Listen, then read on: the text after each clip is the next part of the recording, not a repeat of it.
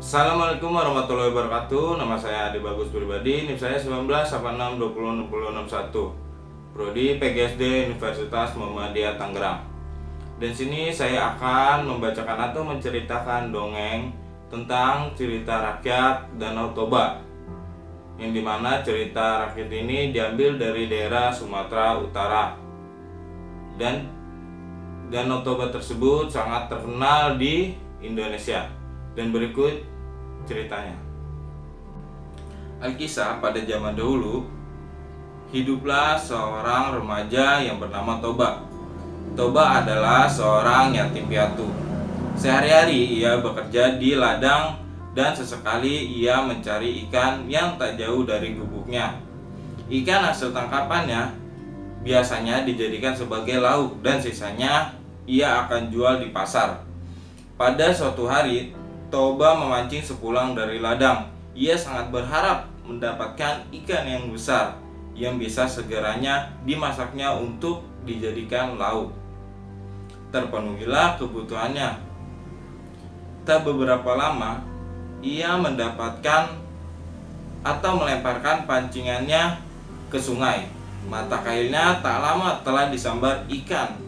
Betapa gembiranya ia ketika menarik tali pancingnya dan mendapati seekor ikan yang sangat besar yang tersangkut di mata pancingnya. Sejenak Toba memperlihatkan ikan besar yang berhasil dipancingnya. Ikan yang aneh, sebut gunanya. Seumur hidupnya Toba tidak pernah melihat ikan sebesar tersebut dan warnanya sangat cantik. Warna ikan kekuning-kuningan dan sisiknya kuning keemasan. Terlihat berkilauan sisik-sisik itu ketika terkena pantulan atau terkena sinar matahari.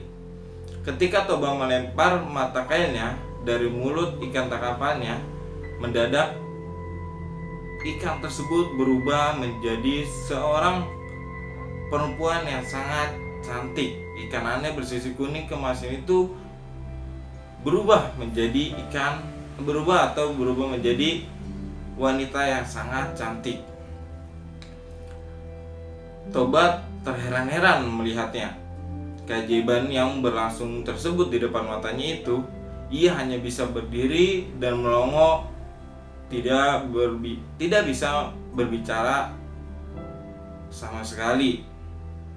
"Tuan," kata perempuan jelmaan ikan tersebut, "aku adalah kutukan dewa karena telah melanggar larangannya tersebut. Telah ditakdirkan kepadaku bahwa aku akan berubah bentuk menyerupai makhluk apa saja yang menyentuhku atau memegang. Karena Tuan telah memegangku, maka aku pun berhasil menjadi manusia seperti Tuan." Toba memperkenalkan namanya. Begitu pula perempuan yang berjelmaan ikan tersebut. "Namaku Putri, Tuan." Toba lantas menjelaskan pula keinginannya untuk memperistri putri tersebut. Karena karena ia terpesona dengan kecantikan si perempuan jelmaan ikan tersebut. "Bersediakah engkau menjadi istriku?" tanyanya setelah perbincangan beberapa saat. "Baiklah, aku bersedia, Tuan, selama Tuan bersedia pula menjaga atau memenuhi satu syarat yang akan kuajukan," jawab putri. "Syarat apa yang engkau akan kehendaki? Sebutkan, niscaya aku akan memenuhinya." "Permintaanku hanya satu. Hendaklah Tuan menutup rapat-rapat rahasia ini. Jangan sesekali Tuan menyebutkan atau memberitahu jika aku berasal dari seekor ikan. Jika Tuan mengatakan kesediaan Tuan untuk menjaga rahasia ini, aku akan bersedia menjadi istri Tuan," jawab putri ikan jelmaan tersebut. "Baiklah," kata Tuan, "aku akan menutup rapat-rapat rahasia ini atau rahasiamu. Rahasia ini hanya kita ketahui berdua saja." Toba dan putri pun menikah, dan akhirnya Toba dan putri pun menikah. Keduanya hidup rukun dan berbahagia walaupun hidupnya sangat dalam kesederhanaan. Kebahagiaan mereka serta kian lengkap dengan kehadiran anak pertama mereka, seorang anak laki-laki yang mereka beri nama Samosir. Samosir tumbuh menjadi anak yang sehat, tubuhnya kuat. Sayang, dia agak nakal serta pemalas. Keinginannya hanya tidur dan bermalas-malasan saja. Ia seperti tidak peduli atau tidak ingin membantu atau memenuhi kerepotan ayahnya yang sibuk kerja di ladang. Bahkan untuk sekedar mengantar makanan saja, Samosir itu tidak bergerak sama sekali atau bermalas-malasan. Samosir kerap menolak jika diminta. Seandainya mau, dia akan melakukannya dengan malas-malasan, dengan wajah yang sangat terpaksa. Samosir kerap menolaknya jika diminta. Seandainya mau, dia akan melakukannya dengan wajah yang bersungut-sungut atau terpaksa. Tambah malas kelakuannya akibat ibunya terus-menerus memanjakannya. Apapun yang dimintanya akan diusahakan ibunya untuk dipenuhi. Samosir sangat kuat makannya. Jatah makanan sehari-hari untuk satu keluarganya tersebut bisa dihabiskan ia dalam satu makanan saja. Toba merasa harus lebih bekerja keras untuk memenuhi kebutuhan makan anak laki-lakinya yang luar biasa tersebut. Pada suatu hari, Samosir diminta ibunya untuk mengantarkan makanan dan minuman untuk ayahnya. Samosir yang tengah bermalas-malasan semula enggan untuk menjalankan perintah ibunya ini. Namun, setelah ibunya terus memaksa, akhirnya dia bersedia melakukannya meski dengan wajah yang bersungut-sungut atau wajah yang sangat terpaksa. Samosir membawa makanan dan minuman itu menuju ke ladang. Di tengah perjalanan, Samosir merasa lapar. Dihentikannya langkahnya menuju kebun. Ia lantas memakan makanan yang seharusnya ia antarkan ke ayahnya yang ada di ladang tersebut. Diperuntukkan bagi ayahnya itu. Tidak dihabiskannya semua makanan itu, melainkan disisakan sedikit dengan makanan dan minuman. Yang tersisa sedikit itu Samosir melanjutkan perjalanan menuju ladang. Setibanya di ladang, Samosir memberikan makanan dan minuman tersebut itu untuk ayahnya. Toba telah sangat merasa lapar karena bekerja keras sejak pagi, langsung membuka bekal untuk memakannya.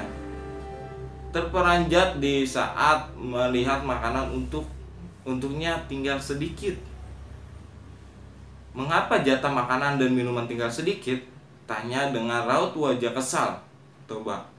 Dengan wajah polos seolah tidak melakukan kesalahan, Samosir menjawab, "Tadi di jalan aku sangat lapar, ayah.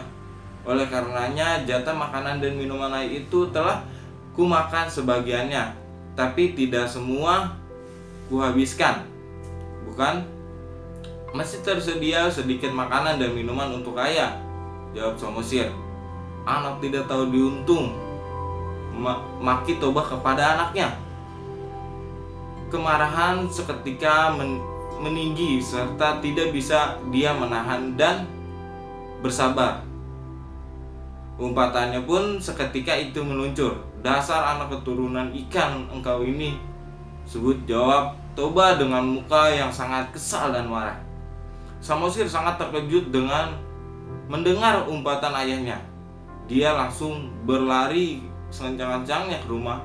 Pada saat bertemu ibunya, Samosir langsung menceritakan umpatan dan cacian ayahnya yang menyebutkan dirinya adalah keturunan ikan. Mendengar pengaduan anaknya itu, Samosir menjadi sangat bersedih.